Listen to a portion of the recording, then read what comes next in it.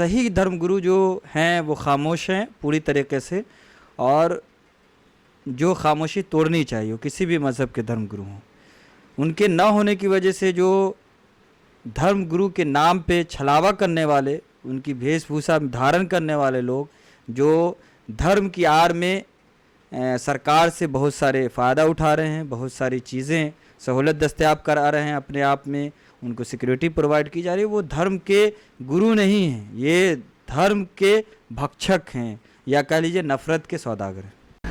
7 news में अभी हम पहुंचे हैं दरभंगा और हमारे साथ हैं बात करने के लिए इंजीनियर शाह अज़मतुल्लाह अबू सईद साहब। इंजीनियर साहब, ये बताइए कि यूपी में एमआईएम का निराशाजनक प्रदर्शन होने के बाद क्या भविष्य में लगता है कि बिहार में एमआईएम का चिराग रोशन रहेगा? देखिए, यूपी में जो इलेक्शन हमने लड़ा है और बैरिस्टर असदुद्दीन ओवैसी साहब ने जिस तरीके से, आपने देखा होगा कि विपक्ष का रोल और जिस तरीके से अवाम उन्नास के बीच खिताब किया, उन्होंने लोगों के इशूज़ को उठाया, सभी मज़ाहिब को मानने वाले लोगों का, वो असल ये है कि वहाँ के लोगों ने अक्लमंदी का सबूत दिया, और हमारी वजह से अगर आप एनालिसिस करें, तज़िया करें, तो हमारी वजह से मुस्लिम नुमाइंदगी वहाँ पे रिप्रेजेंटेटिव बढ़े हैं। आप पिछले कई इलेक्शन का जब तज़िया करेंगे तो देख पाएंगे आप कि वहाँ पे हमारी वजह से कितनी सीटें जो है मुसलमानों को मिली है, दलितों को मिली है, पिछड़ों को मिली है। तो हमारी वजह से जो है वहाँ पे पॉलिटिक्स अच्छी हुई है, और आने वाले दिन में हमें मौका देगी आवाम, हम ये उम्मीद करते हैं।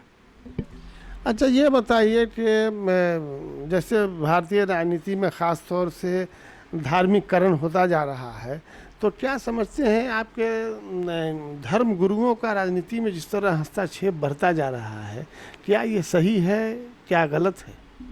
देखिए, धर्मगुरु जो लोग हैं वो लोग खामोश हैं और वेट कर रहे हैं, वाच कर रहे हैं, उनको सड़क पे आना चाहिए।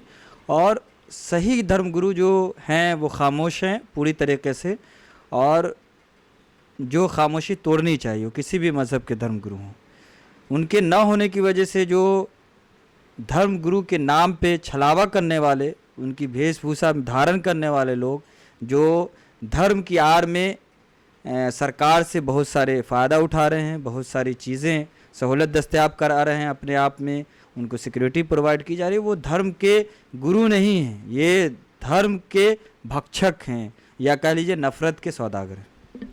आपका कहने का मतलब ये हुआ कि जो असल में धर्म गुरु हैं वो तो खामोश हैं या अपने गुफा में बैठे हुए हैं, और जो धर्म गुरु का चोला पहने हुए हैं वो धर्म गुरु असल में नहीं है।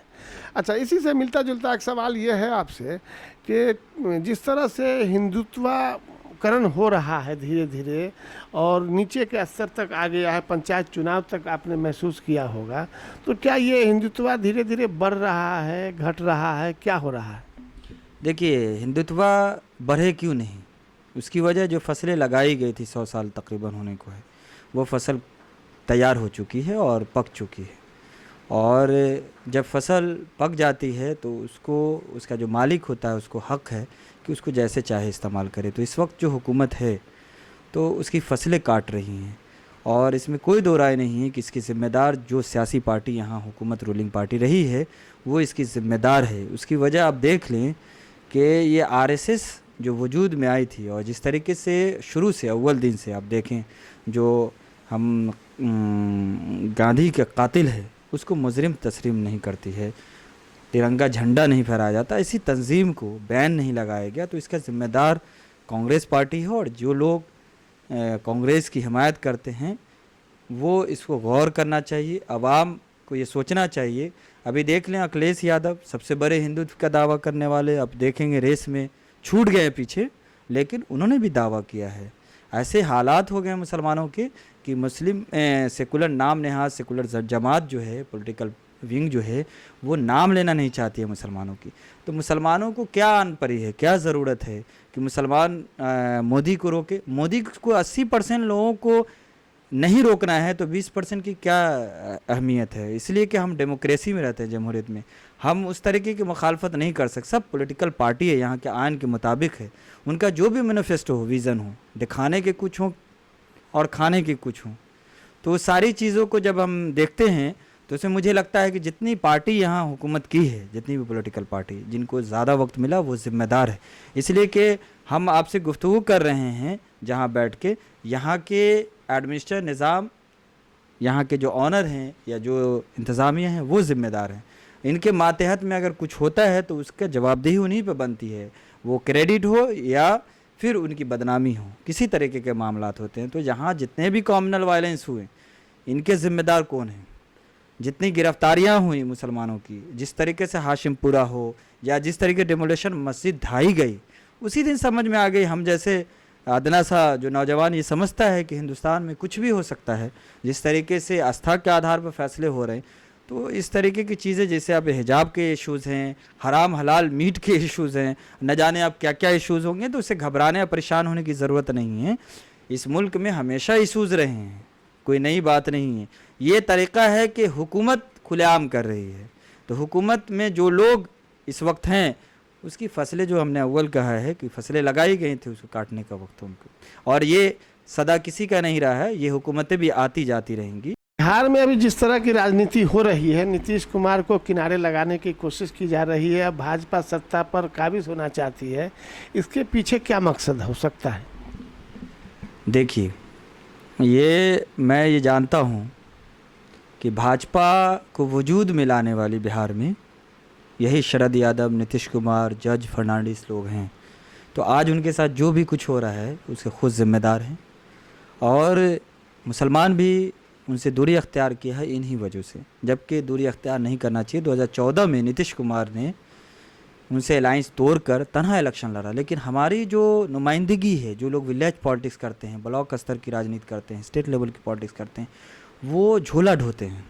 खुले लफ्ज़ में मेरी बात नापसंद हो तो माफ़ करेंगे आपके व्यूवर्स, मैं पूरी ईमानदारी या सदाकत के साथ बोलना चाहता हूँ कि मुसलमानों को झोला ढोना बंद करना चाहिए। मुसलमान को अपनी नुमाइंदगी बढ़ाने के लिए, लीडरशिप बढ़ाने के लिए किसी की मुखालफत नहीं करनी चाहिए। अपने रिप्रेजेंटेटिव कैसे आगे हो, हमारी नुमाइंदगी कैसे हो, हमारे इश्यूज़ कौन उठाएगा, कौन करेगा, उसकी बात करनी चाहिए। हमें किसी पार्टी से मोहब्बत या नफ़रत, सियासी पार्टी है, जब सियासत है, राजनीति है, तो राजनीति में राजनीति होना चाहिए।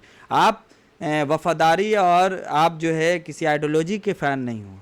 आप पार्टी, पॉलिटिकल पार्टी की आइडियोलॉजी बदल जाती है तो वोटर्स की और मुस्लिम जमात की या किसी भी समाज की क्यों नहीं बदल सकती है? तो हमको भी अपनी सियासी तरीके से जवाब देने चाहिए। हम समझते हैं कि बिहार में सियासत में जो हमारी पार्टी ने अपना नुमाइंदा बढ़ाया है, 5 सीट है हमारे पास इस वक्त, इंशाल्लाह आने वाले वक्त में सीट बढ़ेंगे और एमपी के इलेक्शन भी हम जीतेंगे, मेंबर ऑफ पार्लियामेंट भी जाएंगे, और एमएलसी के चुनाव में भी कुछ हम जो है इम्कानात हैं कि हम किसके साथ जाते हैं, किनको वोट करते हैं, और किसकी तरफ से जनाब अख्तरुल ईमान साहब का हुक्म जारी होता है। वो सारी चीज़ें हैं। हमारे यहाँ भी अपना सर्वे हुआ है कि हमारे यहाँ कितने वोटर्स मौजूद हैं, हमारे कैडर कितने हैं उसमें, तो सारी चीज़ का तज़िया हो रहा है। और आने वाले वक्त में हम जो है, जो भी फ़िरक़ा परस्त ताकत और इंसानियत के ख़िलाफ़ काम करने वाली जमात है, उसके ख़िलाफ़ हम खड़े होंगे।